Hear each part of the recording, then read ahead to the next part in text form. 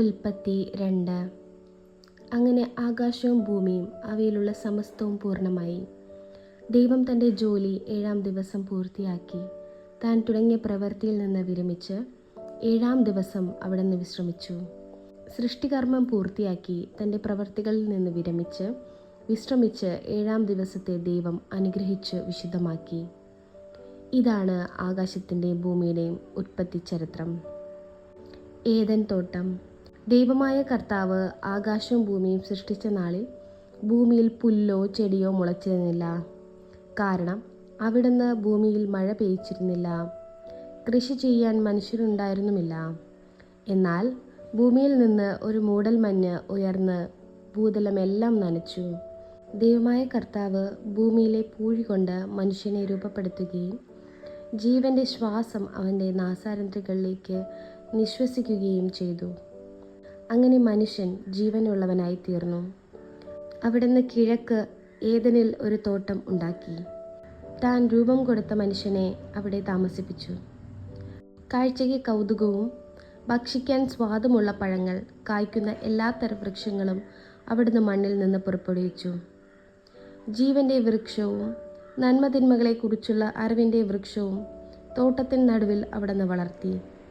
തോട്ടം നനയ്ക്കാൻ ഏദനിൽ നിന്ന് ഒരു നദി പുറപ്പെട്ടു. അവിടെ വെച്ച് അത് 4 കൈവരികളായി പിരിഞ്ഞു. ഒന്നാമത്തേതിൻ്റെ പേര് പിഷോൺ. അത് സ്വർണത്തിൻ്റെ നാടായ ഹവില മുഴുവൻ ചുറ്റി ഒഴുകുന്നു. ആ നാട്ടിലെ സ്വർണം മേൽത്തരമാണ്. അവിടെ സുഗന്ധദ്രവ്യങ്ങളും പവിഴക്കല്ലുകളും ഉണ്ട്. രണ്ടാമത്തെ നദിയുടെ പേര് ഗിഹോൺ. അത് കുഷ് എന്ന നാടിനെ ചുറ്റി ഒഴുകിയിരുന്നു. മൂന്നാമത്തെ നദിയുടെ പേര് ടൈഗ്രീസ്. അത് അസറിയുടെ കിഴക്കുഭാഗത്തു കൂടി ഒഴുകുന്നു. നാലാമത്തെ നദിയുടെ പേര് യൂഫ്രട്ടീസ്. ഏദൻ തോട്ടം കൃഷി ചെയ്യാനും സംരക്ഷിക്കാനും ദൈവമായ കർത്താവ് മനുഷ്യനെ അവിടെയാക്കി.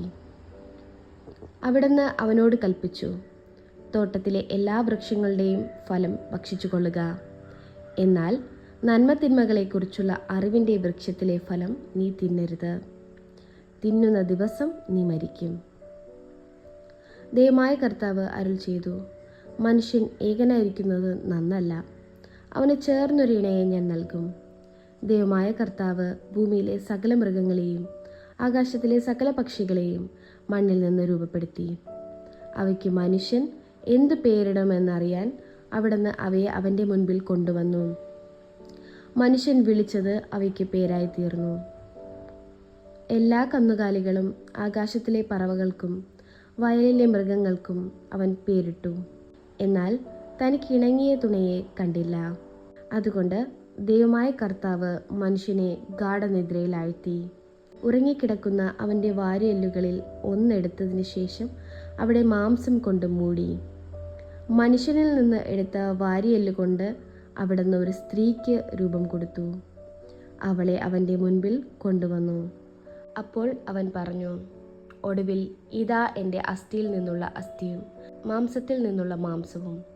നരനിൽ നിന്ന് എടുക്കപ്പെട്ടതുകൊണ്ട് നാരി എന്ന് ഇവൾ വിളിക്കപ്പെടും. അതിനാൽ പുരുഷൻ മാതാപിതാക്കളെ വിട്ട് ഭാര്യയോട് ചേരും. അവർ ഒറ്റ ശരീരവും. പുരുഷനും അവൻ്റെ ഭാര്യയും നഗ്നനായിരുന്നു, എങ്കിലും അവർക്കൊരു ലജ്ജയും തോന്നിയിരുന്നില്ല. ദൈവവചനമാണ് നാം കേട്ടത്. നമുക്ക് ദൈവത്തെ സ്തുതിക്കാം.